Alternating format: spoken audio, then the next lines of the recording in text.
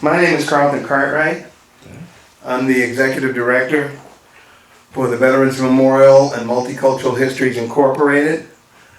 And today is December 2nd, 2021. And sir, what is your name? Andre Edward Jones. Okay, Mr. Jones. And what city do you live in? I live in Kissimmee, Florida. Great. And how old are you? 55. Okay. Years young. Okay. All right. What branch of the service were you in? Army, Okay. currently. Oh, you still are? I'm still in. How many years has it been altogether? Right now I'm working 37. 37 years? 37. Jesus Christ. How old were you when you joined? 17. And why did you choose the Army? Why did I choose the Army? Well, I was in high school, and I walked into the counselor's office, and there were two recruiters in there talking with a young gentleman who I think he had been wanting to join the Army since freshman year. Right. So everything he talked about was war and Army this. So, senior year, you get to start thinking about college and what you're going to do after. And just happened to be in the counselor's office, and he was talking to a couple of recruiters. I think I asked a question. Okay. And those two guys, next thing you know, they were standing in front of me. And then it seemed like about a day or so later, they were in my house talking with my mother. 17. Okay. 17 years old. Where were you living at the time? Kansas City, Missouri. Okay. Okay. So, how old were you? I was 17. You were 17. 17. And that was 37 years ago. That was 37 years ago. Gee whiz. I've been in uniform my entire adult life. Right. No breaks. I get that. Believe me. So you were in Kansas City. Kansas City, Missouri. Right. So where did you go to basic training? I went to a nice little place down in southern Missouri called Fort Leonard Wood. Okay. And how long was basic? Basic was 8 weeks. Got there on August 31st of 1984, and stayed there until Valentine's Day of 1985. That was basic and AIT together. And what did you go to AIT for? Maintenance, light wheel vehicle mechanic. Okay. Okay. And how long was that training? That training, okay, so basic lasted 8 weeks. So the end of October, roughly, we had finished basic. So like right, if you look at it like holiday, right around the Halloween time. Was it kind of cold? It was cold. So when I got to Fort Leonard Wood, it was August 31st, so it was hot. Like, I won't say Africa hot, but it was hot. And then we went through the winter. So AIT started right after the first part of November, and went through the middle of February. So we actually went through a winter where there was snow. And matter of fact, I think we were out in the field, during one of those times where it snowed. So I got to experience the hot and the cold in the southern part of Missouri. Okay. Oh yeah. I got that loud and clear. So after basic and AIT, were there any casualties? Anybody get hurt? No. By the way? We didn't have anybody get hurt. How's the food? Actually, the food was pretty good. Was it? And we had some guys that gained weight. Oh, really? Oh yeah. Okay. All right. Yeah. Well, they may have just been hungry. We had one guy, never forget his name. His name was Hinkley. Okay. He was a little portly gentleman. Yeah. And his mom was sending him snacks, in the mail. So that was back then where, if you get a package, if it's large enough, you had to open it up. Uh-huh. And they put him on a Twinkie diet. So they opened up his package, and when they saw the goodies his mom sent him, they equally shared them out with everyone. Right. Except him. Okay. So, he didn't like that too much. That wasn't right. But toward the end of the cycle, Yeah. there was camaraderie, and he actually lost weight. So it was, Well, that's it was good. good for him. That's good. Okay, so Where was your first duty station? So when I came in, I actually came in as a reservist. Ah. And so my whole time of being in, I've been reserve. Ah. I've been reserved. So I actually, again, when I say I enrolled in when I was 17. Right. So I was in the delayed entry program. Gotcha. So I hadn't graduated high school yet. So Okay. that was in April that I had, that I signed up. And so I was in the delayed entry program, and I didn't leave until that October. And then my birthday was in, I'll say August. My birthday was in that October, so I actually turned 18 when I was in basic training. So I was in the reserve unit. I actually had got a chance to go to my reserve unit before I actually left to go to basic training. Where did you go to? Where did you pull your reserve duty on weekends? On weekends, I was in Belton, Missouri. Belton. Okay. In the reserve. It was at a reserve center on the Air Force Base, Richards Gabar Air Force Base, in Belton, Missouri. And what was that like? It was. You know what? It was interesting because when I went to basic, when the whole processing of becoming a soldier, right? You dress right, dress, and you locked up and everything. And once I got back to the reserve unit, I kind of discovered the culture of the reserve unit is somewhat different because you're citizen soldier. Right. So and this is in my later years of being in, it's a discussion that I have with a lot of people who are active service service members. This is different. This is a different culture because one of the things about being in a reserve unit, they function as a civilian most of the time. Right. And then it's on the weekend where they come and we do training and. Speaking of which, what was your civilian job? So. Or were you going to school? I was going to school. Uh-huh. So actually, when I came out of basic that fall, coming back to KC, went to art school. Art school? Art school, yeah. Okay. Went to art school. Nice. And majored in video photography, and did that. Got my bachelor's degree in that. And then I started working in television. Okay. There, in 1990, once I finished, once I graduated. So, and just during that time, I was, still serving and still, doing my, weekend duties and doing the, annual trainings, summer trainings, and yeah. So where did you go for your 2 weeks? Various places. We went up into Fort McCoy. Went to where else we go? Spent a lot of time down in Texas. A couple of installations down in Texas. Later on, we started getting more. We started going, more exciting things. They had I remember they had an exercise called Display Determination, and that one was in Çorlu, Turkey. And where? So in Çorlu, okay, in the country of Turkey. And had an opportunity to go there twice actually. Wow. For annual training. Uh-huh. So even though being a reservist, actually got to do some annual trainings that took me abroad, took me different places. Right. And sometimes I know normally the annual training is like 2 weeks, 14 days. Right. But oftentimes there's an opportunity to extend it.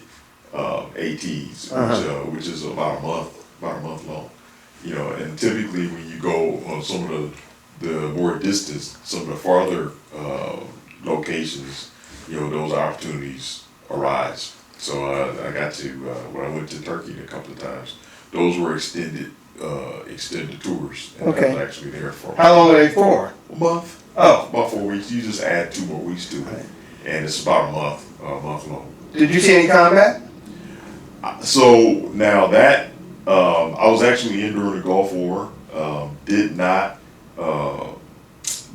get called for that particular exercise. So I didn't go to Kuwait for the first Gulf War. Right. The Iraqi conflict. So I did get cross levels into a combat heavy unit Right. in Iowa, and that was like at the very beginning, 2003, right when we actually rolled into Iraq, and that was pretty interesting because one of the jobs that we had was to go in and support the Fourth ID when they rolled into Iraq. What did ID stand for? Infantry division. Gotcha. So we went in and What year was that? that was 2003. Okay. 2003. Go ahead. So we went in and one of the things that we were doing was helping to before we started helping to build the infrastructure, we supported the troops in building, facilities and showers and things of that nature for them, because you have to understand when you roll into territory like that, Right. one of the first things that happens is the infrastructure, it gets affected. So there was there were situations where there were no running water and things like that, and with a combat heavy battalion, we have all the necessary jobs, carpenters, plumbers, masonry, Right. all those things and the equipment, that construction, basically, that's there to help to build back up. So that's one of the main things that we did once we got there. We spent about 3 weeks in Kuwait, and because we really weren't sure, because when you look at the Iraqi conflict, there were two fronts. You had Afghanistan and you had Iraq. So at the time, we really wasn't sure which area we were going to go Right. to. So we did spend some time in Kuwait, and then when we got to the call that we were going to go up to Iraq, we actually went up there. It's about June of '03, and spent probably several days sleeping on our trucks and out in the field area before we actually started setting up our tents. And we had a couple other engineer companies that were there, and together we built up what was then called Camp Victory over at the Baghdad, near the Baghdad airport. So we built that up, and that was pretty interesting. I was actually there. It was at Thanksgiving, I believe, when the president, it was Bush at the time, had came over, and no one knew he was there until like a couple of days after Thanksgiving. Right. We did, no idea that the president was there. So that was an interesting time.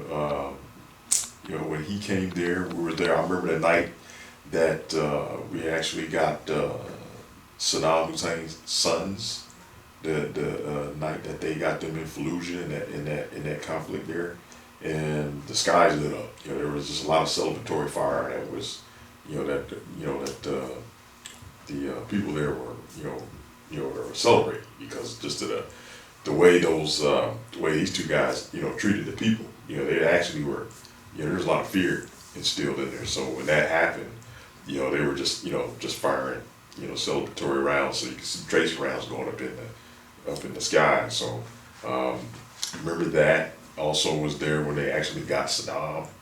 Remember that was around it was around this time, December, when they got him. In fact, I still believe to this day that it was not far from where our compound was, because I just remember the security getting heightened somewhat there. So, but we were actually there. We were actually there from boots on ground.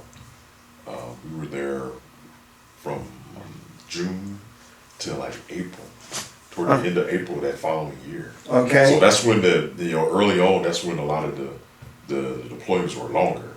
Here, as time went on, they start becoming shorter, becoming more like 9-month type rotations. Right. Yeah. Okay. So, where else did you get to travel while you were in over this 3.5 decades, more than 3.5 decades? 3.5 decades. Well, I've been to Germany. I had an opportunity to go to Germany, and did a humanitarian mission in Panama. So I actually got to go up in the, somewhat of a jungle environment. I remember it was hot. Right. and we were in the canvas tents. So, man, that was back in the days of the BDUs. Um, so yeah, we were there, did a humanitarian mission there. Actually, got to see the Panama Canal. Right. That was not too long after we had removed Noriega from power. Okay. I actually got an opportunity to take that trip. Yeah. Let's see where else. So Turkey and then just various places across the U.S. Like where? Utah, went to Tooele Army Depot. Utah, beautiful place, Utah. Been to Idaho, some areas there. My first trip to California. Oh, okay. Over there to the Army. There you go. Over there to the Army. Where in California you go? Near the Bay Area. San Francisco? Near San Francisco, which is where I discovered that, even if it's summertime, San Francisco is cold. I believe Mark Twain said the coldest winter he ever spent was the summer in San Francisco. Okay. That's true. It's true. It's just the Pacific waters are cold. Don't go without. Yes, it is. I remember my first time going there. I did not take any kind of jacket or long sleeve or anything like that because it was August. Right. August in the Midwest is hot. Right. And having never been, to California, you see, what you see beaches and you see sunny skies and everything. So I'm like, don't need a jacket. So based on that trip, now, tend to overpack when I go to various places just for incidental purposes. Right. I understand. Believe me. Oh yeah. You don't want to get caught short. Oh yeah. Yeah. You gotta prepare. Okay, so you went to school. How many degrees do you have? In other words, did the GI Bill pay for your education? Yes. Okay. Yes. I actually used back then I used the Montgomery GI Bill to get my degree, and so I have my bachelor's degree right now. Actually, one of the things I did while I started working in television, I actually started working at a Christian television station. I did that for about 5 years. When did that start? That started in 1990 as once I graduated college. Okay. And learned a lot there. Learned a lot of in and out. As far as like live audio mixing, camera, and, switching, and a lot of production studio Nice. Type of environment. So I got my feet wet really in doing that, and then they sold the ministry, so it transpired the TV portion of it, and so kind of segued into the broadcast news arena, starting in 95 or 96 rather. Okay. And then I worked for CBS affiliate there in Kansas City. Got to do some work at the NBC affiliate there too, and that afforded some opportunities to be able to do some exciting things like work sidelines for some NFL games, and just got do a few things like that. So that was pretty exciting. Right. Still serving during that time. And then around 2007, I got involuntary mobilized. So I was in a training support unit, and so got mobilized there and went to Fort Bliss to support National Guard units that were going to be going over to the Iraqi area. Some of the area that I was actually in years earlier. Right. And they had some detainee facilities there where they had detainees, and so we got to go to Fort Bliss and do a lot of training with the National Guard units and some MP units that were rotating in and out of the area to do the training. So did that, and then segued into working with aviation units to, as they got ready to go over to do their rotations, and the actual unit that I was in, a part of my reserve unit, was an aviation unit. We did the we weren't like actual aviators, Right. but we supported the active duty aviation element, Right. in the Yeah. unit. So we did a lot of their green training.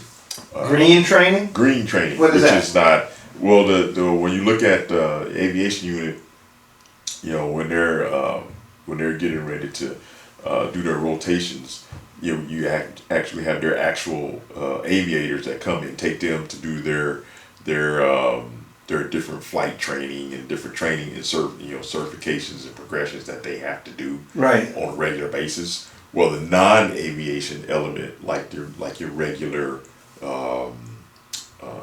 like lanes and firing lanes and those type of things. Uh-huh. That's what you would call like green training. So that's one of the things that we did with those units, and actually created scenarios with them, on the ground scenarios that didn't necessarily involve the aircraft. Like aggressions, things that would entertain opposing forces or opt for play. They would get this, if they ever got in a situation where they would be on ground, Right. they had to evade or move around. So we kind of did those type of things with the aviation units, and so got to do that. Fort Sill, Oklahoma, is where I was at when we did a lot of those different trainings with the aviation units, and then during that process, our headquarters actually had relocated to Fort Hood, Texas, and so once I finished in Oklahoma, Fort Sill, then I went to Fort Hood. Now that was a mobilization that I was on for 5 years. I was actually on that on orders for 5 years. So for all intents and purposes, I was on active duty. Exactly. For 5 years. Yeah. So so spent a lot of time at Fort Hood, doing that type of training with aviation and whatnot. So during that time, Fort Hood in Texas. Fort Hood, Texas, Yeah. Killeen, Texas. Right. So during that time, I was still employed at the local TV station here in Kansas City. Okay. And doing that, once I wrapped up that tour of duty, they were, the Army, well, actually the military, were starting to really key in on veterans, specifically, actually veterans that are transitioning and separating from service, but in particular, National Guard and Reserve units that leave and come over, and they were really starting to kind of focus on how they were going to integrate, veterans back into society, specifically, workforce. Okay. And So were they trying to downsize or streamline? Not downsize, but they were doing programs to prepare service members For reentry. or entry into civilian life. Okay. Because once you have career service members that they come in and they know dress right dress, and they know sir and ma'am, and they know all the different things, but when they get ready to transition into civilian, sometimes it's a bit of a Challenge. It's a bit of a challenge and the culture shock. Yeah. To the system, and It can be traumatic. It can be very traumatic. Yeah. Very traumatic. Right. Yeah, very traumatic. And this is where once we as I stated earlier, and talking about being a reservist or National Guardsman in relation to a full-time active component service member. As a citizen soldier or citizen service member, we actually, you can exist in both those worlds, and so there's an understanding of what it is, that's, what it's like that, out there, and what, someone who's doing it full time is going to have to go into, and so having that, that conversation is, I think it's been beneficial, because there's always been somewhat of a stigmatism, when you look at, active component, in their relationship with the guard or reservist, of the, just the culture, Right. The discipline and some of those things, which is kind of a natural somewhat thing because of just the relationship of doing it every day versus doing it 2 days. Right. In a month, in a month's time, just the relationship, and what you find on the guard and reserve side is you find more of almost a peer colleague type of relationship. Right. When you start looking at your NCOs and your officers, and the way they work together, you start to you get a little bit more of that on the reserve guard side of the house, and sometimes when you look at it from an active component, because that high rate of discipline is there and it's really stressed. Sometimes that's really difficult to for someone that's coming off active component to really to deal with.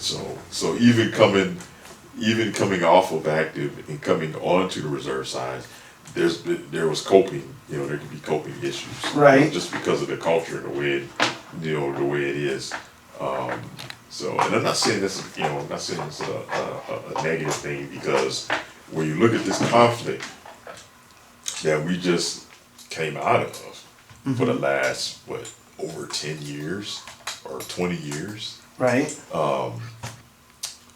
the Guard and Reserve were a major part of that, a major component of that. So it was everyone working together, to get that job done, and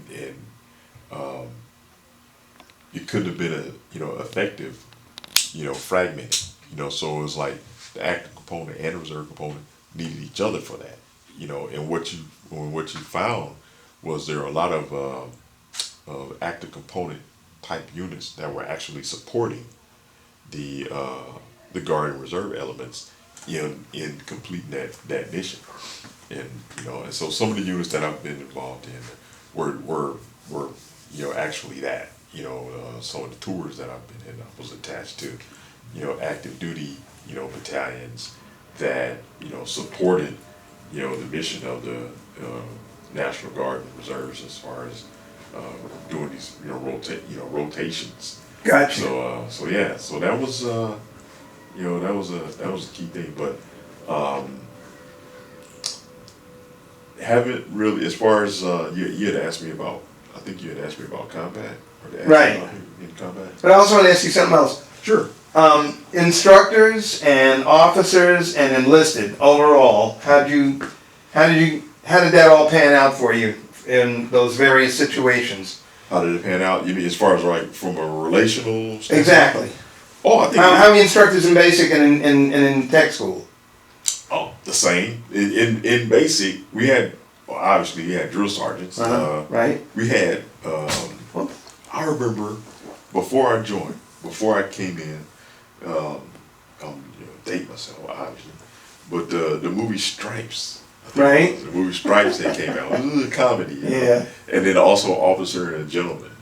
And I Okay. remember seeing those, and they had, you had one drill sergeant, and you had, several, troops. Was like, okay, all right, this is gonna be interesting. So I remember the first day I got to basic, and when you got there, you actually, when we got to Fort Leonard, we actually was in a reception station for probably like a week before we actually got to basic. really? Yeah, so we got to the reception station, and there were we saw one drill sergeant that was walking around. It was like, okay, this guy's walking around, he's got that authoritative, he got the round on. It's Right. like, all right, everybody tended to kind of shy away from that person, not running into him, and we were doing, and unbeknownst, the day we were getting all our gear and everything and make sure we were good. Right. And on the day they came to pick us up, never forget that. That's one thing every service member probably will never forget their first day of basic training. Okay. I don't care what branch, Army, Navy, Air Force, Marine, and probably Coast Guard too. And that's true. That's true. That's a day you just don't remember. That's a brotherhood and sisterhood you had, because you got women there too, that you will never forget. So that day, that truck came and pulled up, and it was a cattle truck. Okay. Cattle truck. And the guy stepped out, drill sergeant, and it was like, from then, it was like, wow. That was it. So we got on there, we had all this gear, we got on, and I just remember getting on there. I remember all my drill sergeants, we had 10 of them. I remember every last one of them. Jeez. The guy who picked us up was named Hackworth. And got us on there and gave us the speech, told us they deal in speed and this, that, and the other. And when the truck pulled up to the barracks, he said, you got 10 seconds to get off this truck, and 9 of them are already gone. Okay. And so we were, and don't touch me, stand right in the middle of the door. So, everybody's falling out on the ground, they're running around the trucks, and when they run around, there's 10 drill sergeants standing there. And I was like, wow, never forget that day. It was hot. I did say it was August, right? Yeah. August in Missouri, hot. Okay. And you're standing there with full gear on. It's about 100 of us, because they had like 3 or 4 trucks. Right. And they divided us up into 3 platoons, 4 ranks. So we're standing there. And it seemed like what seemed like forever. Right. We stand there. Well, if you're an insect, if you're a bee or fly, anything, you seize that opportunity. Because we're standing there and we're not, we're standing at attention, right, not able to move, and you got, drill sergeants are standing there. We had one little short guy, little stocky guy named Logan. He had on a pair of Ray-Ban glasses so you couldn't see his eyes, and he stood in the center of the whole formation, right, standing there, and it was quiet, and I mean we're standing there, and they're they know we're on pins and needles. And of course, we had one guy. I think I wanted to say he was like in the 4th rank, in the corner in the back, and I think a bee or something landed on his neck. And I mean, in the midst of all this quiet, you heard and from there it was like, this little guy, saw that, and then it was like next everybody was just, the fitness regimen began, to say the least, on that day. But I remember that, and one other thing about looking back on it and understanding about going through that process, right, is the breakdown. They're moving you from from civilian to service. Yes, the service industry. You're learning teamwork, you're learning brotherhood, you're learning all of it. So by the end of that 8 weeks, there's a whole there's a whole transformation that's taking place, and there's a bond, that's taking place amongst the group. The camaraderie. There's a deep camaraderie that has happened, and the drill sergeants, not that they necessarily relax, but because we've come up to another level. It's more of a, okay, you guys aren't yardbirds anymore, now you're soldiers. We actually had a guy who, I want to say he had flat feet or something, and they were going to send him home because, it's not that he couldn't make the cut, right, it's just medically, right, he wasn't able to do it. He did not want to leave. Right. And so there were, I remember them, sending him, him to catch the bus. And then there's one day where because we marched everywhere. We were marching back. He's in the formation. And he's marching. It's like, how come this guy hadn't leave? So the first sergeant, his name was First Sergeant Digmeyer, made one of the drill sergeants actually take him to the bus station, watch him get on the bus, and watch them lead. But the thing about it is because that's how that's how our cycle uh, became. The level of camaraderie was to that they wanted. That's how, yeah. Yeah, they wanted to. Hey, I mean, we bonded. Right. And our drill sergeants actually told us that we were one of the best cycles that they had. Nice. And but when we got to AIT, Advanced Individual Training, we also had drill sergeants there too. Okay. So during that particular time, and so. So overall, throughout your military career, across the board, from instructors to enlisted to officers, you got along. Yes. Okay. Yes, Okay. we did. Did you get any awards, medals, citations? Oh, well, wow. 37 years, yeah, quite a few. Well, tell me 10. So, 10. Well, 5. 5. So, got a couple of good conduct medals. Okay. Got probably about 3, maybe 4 Army Commendation medals. Nice. Congratulations. Thank you. Obviously got the Global War on Terrorism. Right. Got a couple of those medals from being over. Actually got a unit service award from my unit. Actually the combat heavy battalion that I was there with, we actually got a unit citation in there. You did ask me about combat earlier. Right. I didn't see actually personal combat where I actually had to discharge my weapon, but Easter Sunday morning in 2004, we were there at the Baghdad International Airport, and I believe it was the 1st Armored Division. That's who we fell under when we were there. Right.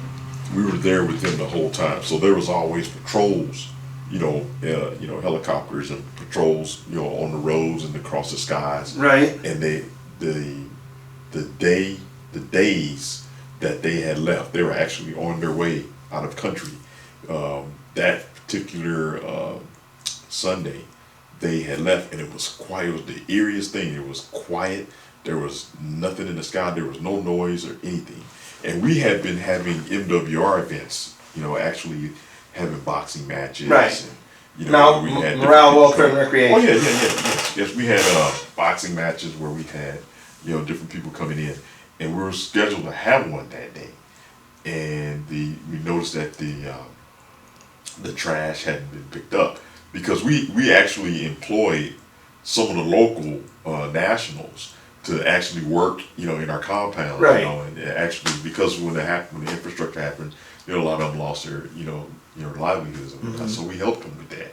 So on that day, they hadn't picked up the trash, they hadn't come to empty the porta johns, and I remember going to the gate to give the gate guards a note to let them know if anybody didn't get the word, that we weren't going to have, the events that day, for them to inform anyone that was coming. And on my way back to my tent, it's like it was like, you remember the old Missile Command arcade game where just all the different explosions and whatnot? It sounded like that. Oh wow. So what had happened was on the west side of our base camp where we're at, there's a long retaining wall that runs the length of it. On the other side of that was a big open, basically village field. Right. Where they had some insurgents that were decided that they wanted to fire in on our area, and so we started taking fire, and we had 3 guard positions there. So what had happened is they sent they gathered all the machine gunners, the ones that had the automatic weapons, and sent them to each one of the positions to fire. Now mind you, we were the only ones there. It was because the 1st Armored Division on the main side had left. We were waiting on the Cav to come in, which they were replacing the 1st Cavalry Division, Right. out of Fort Hood.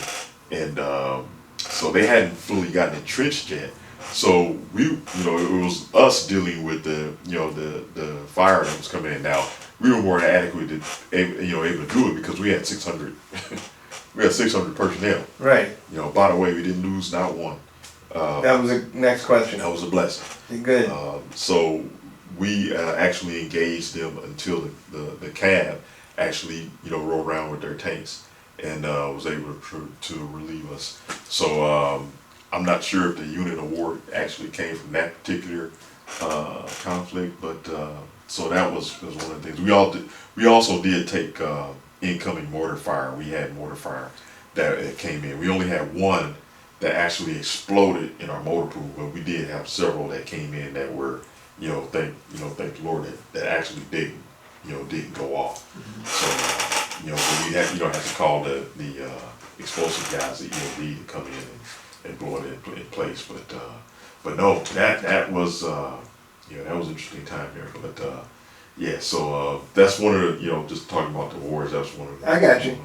At any time while you were on, away, either on your weekends or your 2-week deployments, or that 5 years that you were on active duty, did you have any problems staying in touch with your family?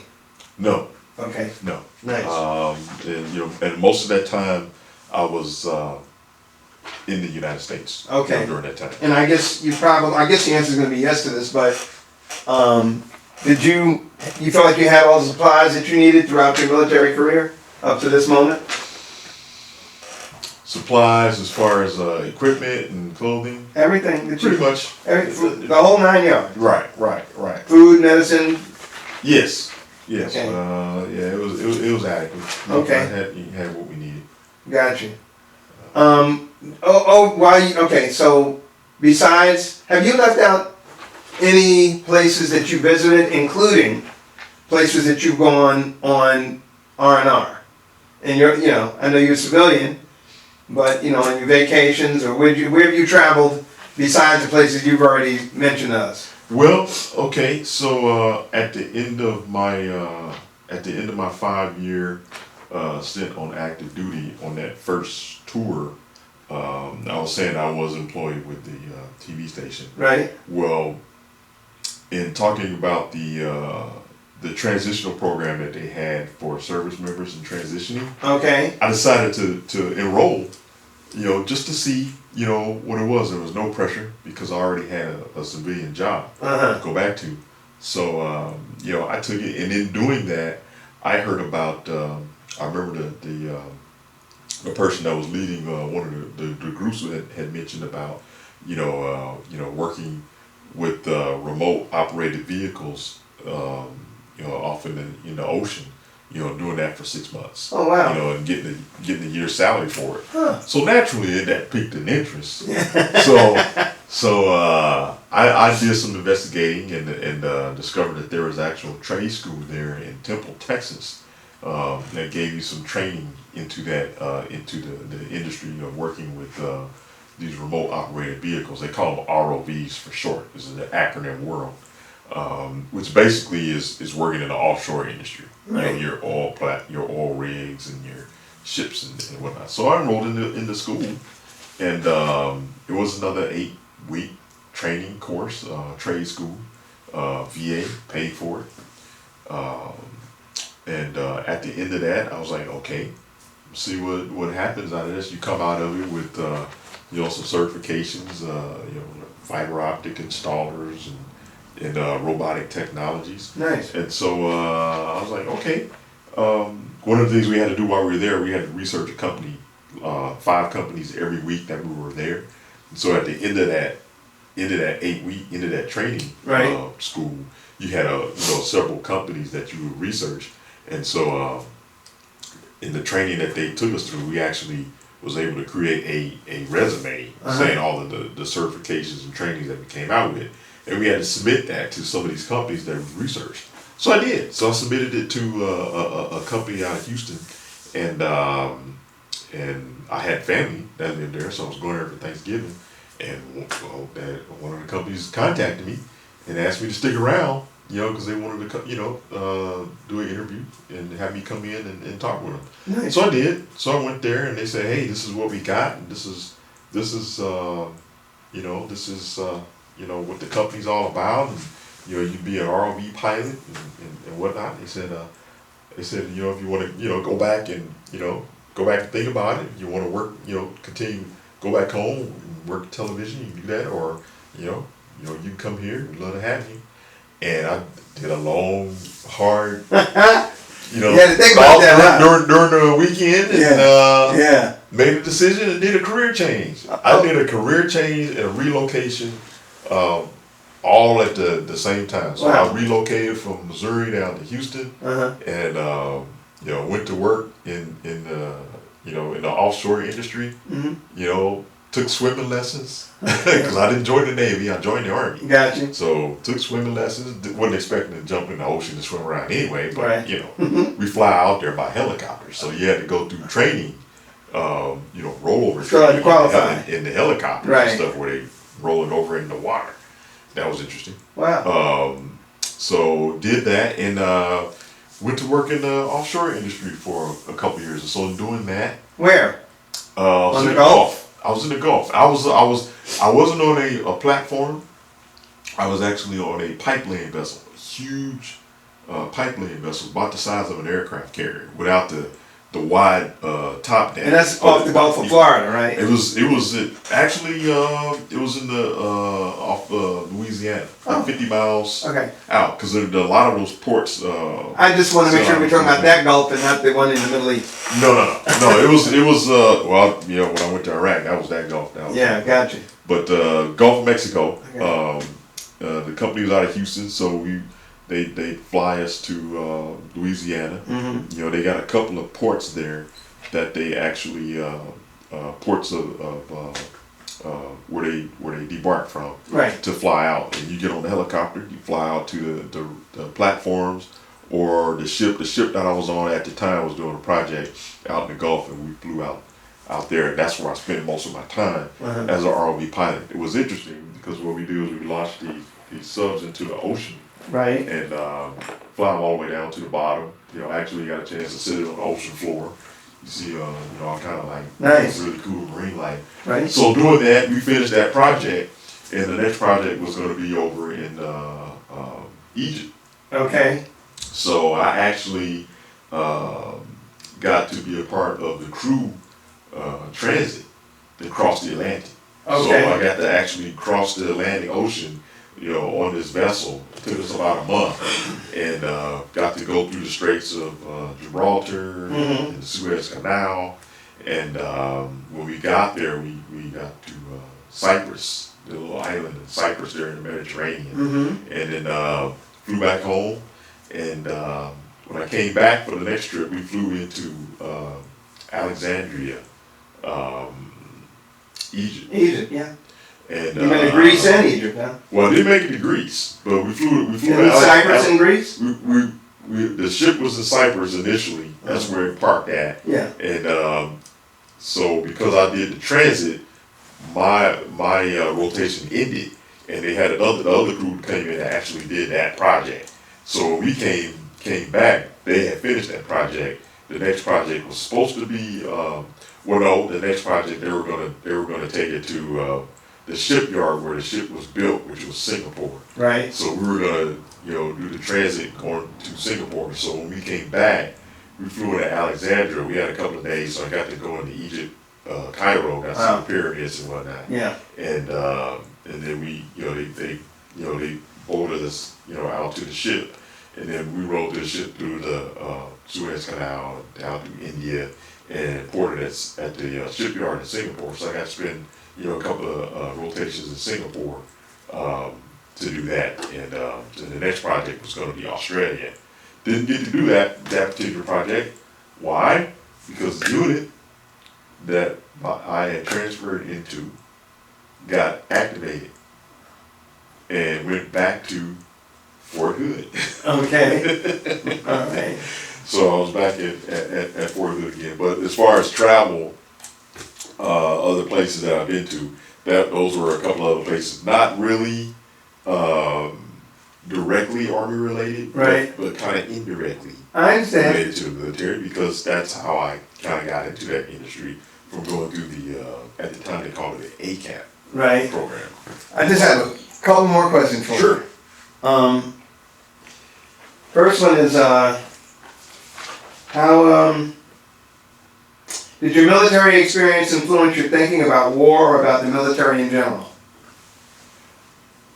Did my military experience influence my thinking about war and the military in general? That's considering that considering the fact that I've been in uniform my entire adult life, that's kind of the shape of my thought pattern Okay. in thinking. So the answer is yes. I mean, well, it's. I mean, yeah, pretty much the answer is yes. But you look at conflicts and war and as a necessary, sometimes a necessary tool that unfortunately needs to take place. I mean, that's not anything that originated, here. That goes all the way back, biblical times. Right. With that, God used that, to accomplish, certain things. But one of the things, you look at, when you think about, incidents like 9/11 and various things and having gone to other locations and seeing how people live, in some of these other places, and then coming back home, you realize that there's an appreciation, as to why, we're doing it, and then that brings some, sense of pride there. But then also, when we look at the climate, the way things are happening, today, here in the country, as far as like social and political and all these various things, one of the things that I think about in being a service member is the fact that when I put on that uniform, I'm doing it so that people can be able to some of the privileges and rights that we have in this country, being able to vote how you feel led to vote, some of the freedoms and the different things that we can do, freedom of worship, and various things that I feel like me wearing a uniform and the things that we do to protect this country enable that, and I take that to even a little bit the segue of the fact that I'm still serving. One of the things I'm doing now is I participate in the military funeral honors program, Right. where even with veterans that have retired and people that are no longer in that, they're one of the last things they wanted to do is be honored by the military, and being able to do that is an honor in and of itself. And so there's a lot that's just ingrained Right. in serving, and I of the mindset, and I think, and I remember my father saying this, and I tend to agree with him, that although we don't force people in this country to serve in the military like some other countries do, like some other countries, they have no choice. One of the things I see as a benefit of actually being a service member is I can see, when I see young people, come up and they're trying to decide what it is they want to do, I can see the benefit of doing a year, 6 months, or a year of some type of service in one of their branches. Right. Call it a 13th year, come out of high school or something, to let them see what that option is. Like it used to be years ago. There was a draft. Well, that was a draft. Right. We was in a war. Well, I mean, I'm talking about like, that was a specific purpose for that. yeah. And in Europe they do that where they just have to. It's a requirement. Right. In Israel, they're required to do a mandatory 1 year. Right. And so I see no issue with doing something like that, and then after that year, then they can do whatever. Right. But just to give that option. But I think a lot of times, your average public might have a misconception of, they think military, they automatically think war. Mm-hmm. They automatically Right. think, you know, I'm going in harm's way and I'm going to be in danger. But the truth of the matter, the truth of the matter is, there's so much happening now on the streets of the society that is more dangerous, you know, there than actually going into an environment that might be a little bit more structured. I understand what you're saying. We having civil war. Oh yeah, we have a civil war, you know, and then you know you have the disciplinary thing. You know, I don't want anybody telling you what to do, but then you go to work and you have a boss, And you need to learn how to keep a job. Exactly. You gotta keep a job. So I want to thank you. I want to thank you very much, Sir, for a great interview. it was a pleasure. And I want to thank you for your service. It was a pleasure, and it was an honor, Okay. and a continued honor, you know, to serve and to you know, be a part of the this program. And you know, hopefully, you know, some things have been said have been beneficial, you know, to someone that's able to see this, and you know, even if it's years down the road. My last, I just came off of a rotation in May from Fort Hood, and they gave me that plaque.